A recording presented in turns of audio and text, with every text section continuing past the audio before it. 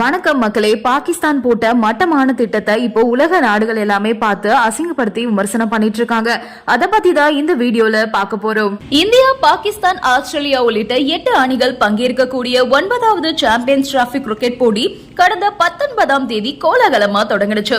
இந்த போட்டி வர மார்ச் 9ஆம் தேதி வரைக்கும் பாகிஸ்தான் மற்றும் துபாயில நடக்குது. பாதுகாப்பு காரணங்களுக்காக இந்திய அணி பாகிஸ்தான் செல்ல மறுத்ததால இந்திய அணிக்குரிய ஆட்டங்கள் மட்டும் துபாயில நடந்துட்டு வருது.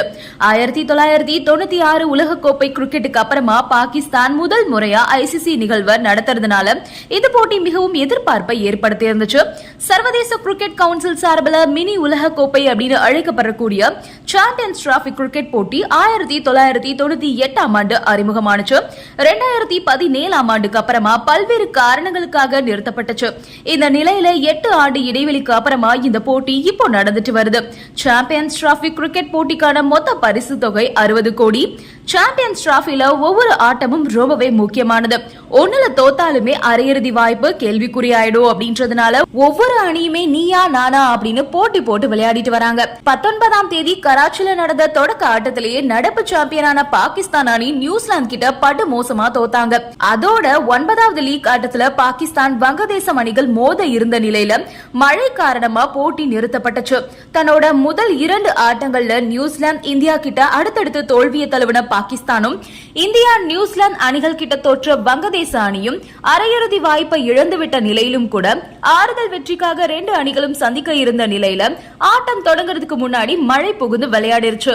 மழை தொடர்ந்து விடாம பெஞ்சதுனால டாஸ் போட முடியாம சுமார் 2 மணி நேரம் காத்துட்டு இருந்த நடுவர்கள் மழை அதிகம் தேங்கியதுனால ஆட்டத்தை ரத்து செஞ்சுட்டாங்க.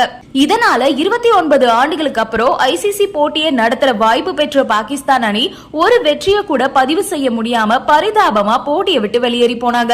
ஐசிசி 50 ஓவர் போட்டியை நடத்துற நாடு ஒரு வெற்றியை கூட பெறாம போறது 23 வருஷத்துல இதுதான் முதல் முறை. புள்ளி பட்டியல்ல பாகிஸ்தான் அணிக்கு 1 புள்ளியும் வங்கதேச அணிக்கு 1 புள்ளியும் கிடைச்சிருக்கு. புள்ளி பட்டியல்ல கடைசி இடம் பிடிச்சு மோசமான சாதனையை படைச்சு வெளியே போறாங்க நடப்பு சாம்பியனான பாகிஸ்தான் அணி.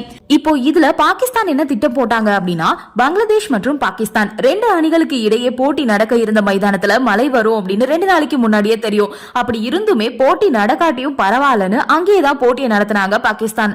ஏன்னா போட்டி நடக்காம போனா 1 புள்ளியாச்சும் கிடைக்கும். ஒருவேளை நடந்துட்டா எப்படியும் பாகிஸ்தான் மண்ண கவர்றது உறுதி. ஏன்னா பங்களாதேஷ், நியூசிலாந்து மற்றும் இங்கிலாந்து அணிகள் கிட்டேயே டஃப் கொடுத்தாங்க. அப்படி இருக்க எப்படியும் பாகிஸ்தானை அடிச்சு காலி பண்ணிருவாங்க. ஹோஸ்ட் பண்ற கண்ட்ரி ஒரு போட்டியில கூட வின் பண்ணாம வெளியே போறது ரொம்பவே அசிங்கம் இல்லையா? அதனால மழை வருது தெரிஞ்சு கூட கண்டுக்காம இருந்துட்டாங்க பாகிஸ்தான். இதன் மூலமா ஆறுதல் வெற்றி கூட பெற முடியாம பங்களாதேஷ் பரிதாபமா வெளியே போயிருக்காங்க.